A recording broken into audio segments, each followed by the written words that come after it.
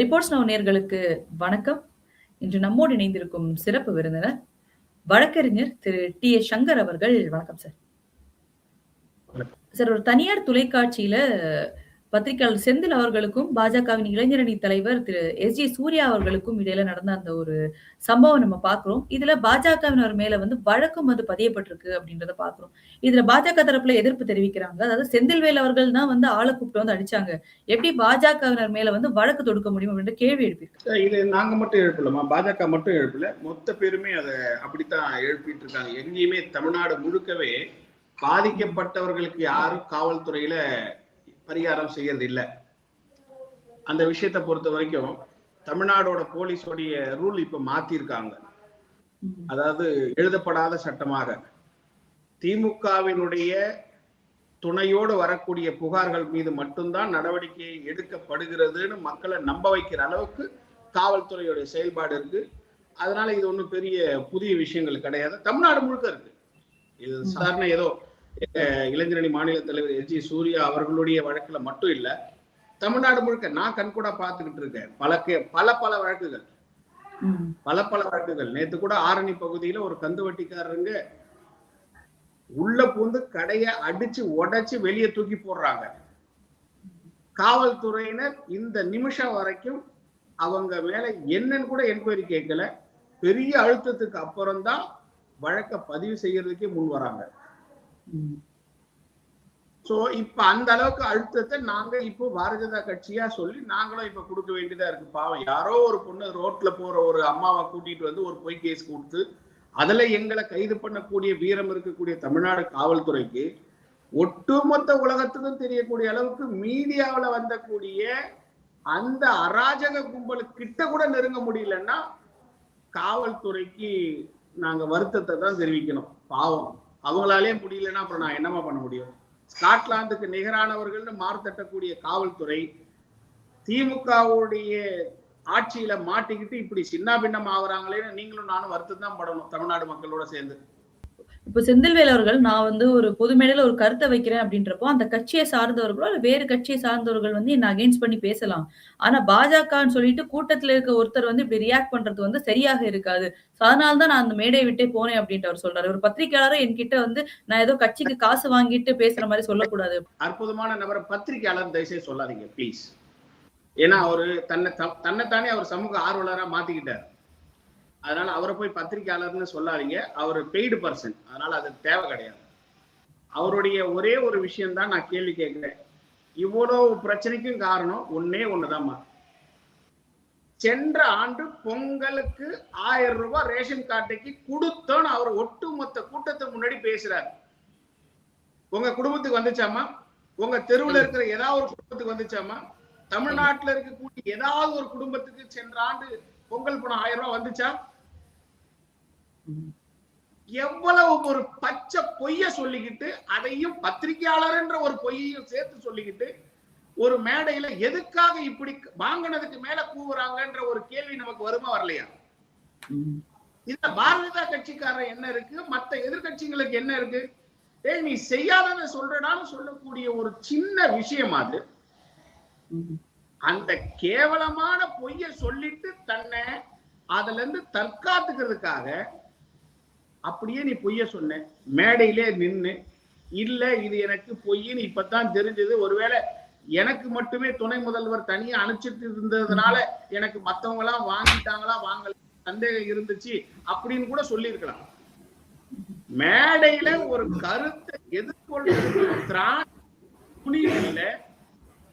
ஆனா அங்க இருந்து நான் வெளிநடப்பு செய்கிறேன்னு வெளியே வேகமா போய் ஒரு ரவுடி கும்பலை கூட்டிக்கிட்டு வர்ற, அந்த ரவுடி கும்பல் உள்ள புகுந்து வெளியில இருந்து வர்ற வரைக்கும் காத்திருந்து அடிக்க போறோம், நாங்க எப்படி படிக்க போறோம்னு சொல்லி நீ அழகா உட்காந்து ட்விட்டர் போடுற, பேஸ்புக், சோசியல் மீடியாவில பேட்டி கொடுக்குற.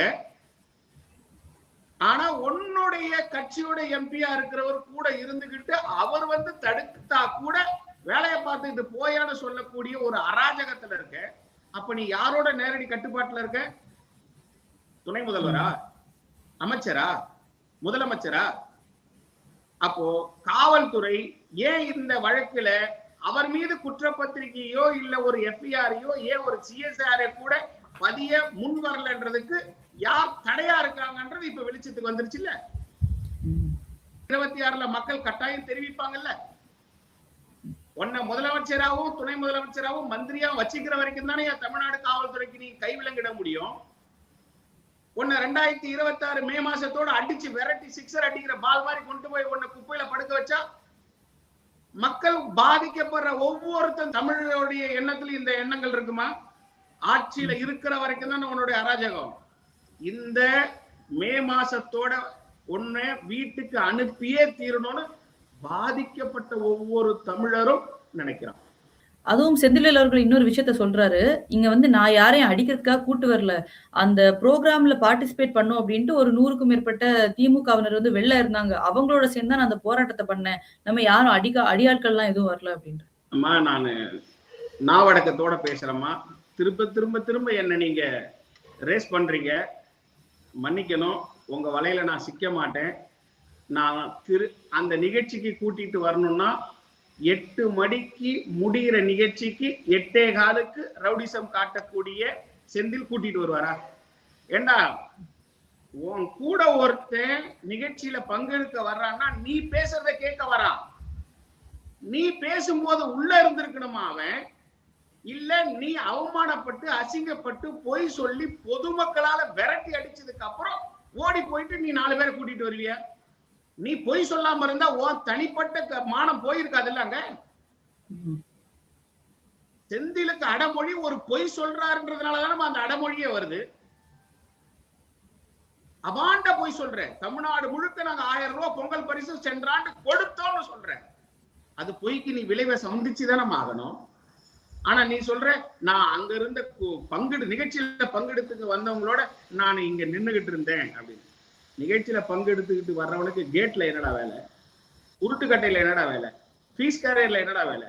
இபி ஆஃப் பண்ணிட்டு உள்ள பூந்து அடிக்கணும்ன்றதுல உனக்கு என்னடா வேலை?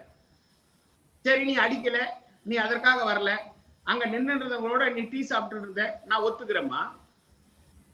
அந்த டிவில வர்றாங்களே அந்த குண்டர்கள்லாம் உன் கண்ணு முன்னாடி பிஜேபி காரர் அடிக்கிறாங்கல்ல, பொதுமக்கள் அடிக்கிறாங்க. நீ பிஜேபி காரன்றால எவ்வளவு பேர் பொதுமக்கள் அடி வாங்கியிருக்காங்க? பொதுமக்கள் அடிச்சிருக்காங்கல்ல. நீ தடுக்க வேண்டியதானே ஒரு தன்மானம் உள்ள தமிழன், சமூக ஆர்வலர், பத்திரிகையாளர். ஆனா நீ என்ன பேசுற? உள்ள இருந்து வர்றவனுக்கு நாங்க பாடம் புகட்டுறோம். இப்படித்தானே சோசியல் மீடியால பேசினேன். பாடம் புகட்டுறதுக்காக வாசப்பள்ள நின்று நீயே பேசிட்டு இருந்த. உனக்கும் பாடம் புகட்டுறதுக்கு ஒரு காலம் வரும். இந்த மாதிரியான அராஜகத்தை தயவு செஞ்சு தமிழ்நாட்டுல மிச்சம் மீதி இருக்கிற இந்த குறகாலத்திலேயாவது கட்டுப்படுத்தணும் தமிழக முதல்வர்னு நான் வேண்டுகோள் வைக்கிறது நேரத்துல. இல்லனா நீங்க வீட்டுக்கு போய் தனியா அவஸ்தைப்பட வேண்டியிருக்கும் 2026 ஜூன் மாசத்துல இருந்து. மகாராஷ்டிராவோட உள்ளாட்சி தேர்தல் வந்து நடக்க போது இன்னும் கொஞ்சம் நாட்கள்ல. அதற்கு அண்ணாமலை அவர்கள் அங்க பிரச்சாரத்துக்கு போகும்போது மகாராஷ்டிராவும் மும்பைக்குமான அந்த பிரிவினை அப்படின்றத பத்தி அவர் பேசியிருக்காரு. சோ இது இந்த ஏற்றுக்கொள்ள முடியாத ஒரு விஷயம். அவருக்கு என்ன தெரியும் பாம்பே பத்தி இல்ல மகாராஷ்டிரா பத்தி? அவர் எதுக்கு இப்படி பேசியிருக்காரு அப்படின்ட்டு ராஜ் தாக்கரே அவர்கள் அவரை தாக்கி வந்து சொல்லியிருக்காரு. தைரியம் இருந்தா நீங்க கால் வைக்கட்டும், கால் வச்சா வெட்டிடுவோம் அப்படின்ற மாதிரி பேசி. ராஜ் தாக்கரே மீது ஒரு மரியாதை இருந்துச்சு. ஆனா எல்லாத்தையும் அரசியல் ஆக்கிக்கணும். அதாவது ஒரு மனுஷன் அதிகாரத்துல இல்ல அப்படின்னா எப்படி தரந்தாழ்ந்து போயிடுவான்றதுக்கு இது ஒரு உதாரணமா நான் கருதுறேன். அம்மா அவர் சொன்ன வார்த்தைகள் என்னம்மா? மும்பை வந்து ஒரு மகாராஷ்டிரா மும்பை மாநகராட்சியை ஒரு மகாராஷ்டிராக்குள்ள அடக்கிறது இல்ல. மேல எப்படி பாரத தேசத்தை உலக அரங்கில பாரத பிரதமர் நரேந்திர மோடி முன்னெடுத்திருக்காரோ, மகாராஷ்டிராவில் எப்படி ஒரு பட்னாவிஸ் முதலமைச்சர் மற்ற எல்லா மாநிலத்தை விட முதன்மையான ஒரு மாநிலமா பொருளாதாரத்துல உயர்த்தி இருக்காரோ, மாநகராட்சியா இருக்கக்கூடிய மும்பையும் அதற்கு இணையா வளர்ந்துகிட்டு இருக்கு. ஏன்னா 70,000 கோடி பட்ஜெட். ஒரு மாநகராட்சியில 70,000 கோடி பட்ஜெட் வாசிக்கக்கூடிய ஒரு மாநகராட்சின்னு சொன்னா அது மும்பை. தமிழகத்துல இருக்கக்கூடிய சென்னையிலே வெறும் 8,000 ரூபாய்க்கு தான் நீங்க 8,000 கோடிக்கு தான் நீங்க பட்ஜெட் போடுறீங்க. கிட்டத்தட்ட 9 மடங்கு பெருசு. அப்பேற்பட்டத நீங்க பாரதிய ஜனதா கட்சியோட வச்சு நீங்க நடத்திக்கிட்டு இருக்கீங்க. அதை நாம தொடரணும்ன்ற ஒரே காரணத்தினால 3 கட்டமா மாநகராட்சியும் மகாராஷ்டிரா அரசும் பாரத பிரபு இந்தியாவுடைய அரசும் பாரதிய ஜனதா கட்சியில இருந்துச்சுன்னா இது எந்த அளவுக்கு வேகத்துல மக்களுக்கு சேவை செய்ய பயன்படும்ன்றதை நீங்க உடர்ந்து ஓட்டு போடுங்கன்னு கேட்டதுல என்ன தப்பு? அதுக்குள்ள மும்பைய மகாராஷ்டிராவில இருந்து பிரிச்சுட்டாரு. இவர் யாரு வெளியில இருந்து வந்து எங்களை கேள்வி கேட்க? மகாராஷ்டிராவுக்கும் இவருக்கு என்ன தெரியும்? என்னத்தான் இது கேள்வினே எனக்கே புரியலம்மா. 1970 அப்ப உருவாக்கப்பட்ட கோஷம் இந்த மண்ணின் மைந்தன். உங்களுக்கு தெளிவா சொல்லி இந்த மராட்டி மானுஸ்னு ஒரு ஸ்லோகத்தை கையில் எடுத்தாங்க. அதாவது அந்த மராட்டிய தேசம் வந்து மராட்டியர்களுக்கு அப்படின்றத முன்னெடுத்து தான் அந்த அவருடைய தாய் அமைப்பு, அந்த அமைப்பு அவங்க அதை நடத்திட்டவங்க எல்லாமே முன்னெடுத்தாங்க. அது ஒரு தோல்வியில முடிஞ்சிருச்சு. ஒரு குறுகிய மனப்பான்மையோடைய ஒரு குறுகிய வட்டத்துக்குள்ள இருக்கக்கூடிய ஒரு ஸ்லோகன் அதுன்னு சொல்லி ஒட்டுமொத்த அந்த மகாராஷ்டிரா மக்களே புறக்கணிச்சுட்டாங்க. அதனாலதான் இப்ப நீங்க ஆட்சியில இல்ல. இப்போ உலகத்தினுடைய வளர்ச்சி வேகத்துக்கு ஏத்த மாதிரி ஒரு முன்னிலை மாநிலமா இருக்கக்கூடிய மகாராஷ்டிராவில் முக்கியமான மாநகராட்சியா இருக்கக்கூடிய ஒரு மும்பைய மேலும் வலுப்பெறணும், அதை மேலும் வளர்க்கணும். அதுக்கு ஒரு வழிகாட்டுதலா பாரதிய ஜனதா கட்சி கிட்ட இந்த மாநகராட்சி இருந்தா இன்னும் 4 கால் பாய்ச்சல்ல வளரும்னு சொன்ன ஒரு கருத்துக்கு நீங்க என்னென்ன வேலை காட்டுறீங்க? மலாய் ஸ்வீட்டோட அவரை ஒப்பிடுறதும், அண்ணாமலை வந்துட்டா உள்ள வந்து பாருன்றதும், இதெல்லாம் எந்த கால ஆட்சினே தெரியல. அதாவது இவரு பால் தாக்கரே சுவாமியோடைய அவரோட ஜியோட ஒரு சாயலை திரும்பவும் உருவாக்கணும்னு நினைக்கிறதுக்கு ஒரு சின்ன முன்னெடுப்பு தோத்துரும். இது மக்கள் இப்பெல்லாம் தெளிவா தெரிஞ்சுட்டாங்க. நீங்க எந்த ஒரு சூழல்லையுமே மக்களை நீங்க பிளவுபடுத்துறதுக்கு ஒரு குறுகிய வட்டத்தை பயன்படுத்த முடியாது. உலகம் முழுக்க ஒவ்வொரு மக்களுடைய கையில உள்ளங்கையில இருக்கு. நீங்க சொல்லக்கூடிய இந்த இப்ப போன கேள்விக்கு நீங்க கேட்டீங்களே, எங்க செந்தில் சமூக ஆர்வலர் இல்ல திமுக காரர், அவருடைய பொய் மாதிரி போன வருஷம் பொங்கலுக்கு கொடுத்தாங்கன்ற மாதிரி ராஜ் தாக்கரே அண்ணன் இந்த வருஷம் தன்னுடைய எலெக்ஷன்ல, உள்ளாட்சி எலெக்ஷன்ல மீண்டும் பிரிவினைவாதத்துக்கு ஏத்த மாதிரி இந்த மண்ணின் மைந்தர்கள் ஸ்லோகத்துக்கு ஒரு உரமிட்டா தான் நமக்கு இனி வாழ்வு அரசியல்ன்ற ஒரு எண்ணத்துல அதை தொட்டா நிச்சயம் அவருக்கு வீழ்ச்சி தான் கிடைக்குமே தவிர இந்த முறை அவருக்கு வளர்ச்சி கிடைக்காது.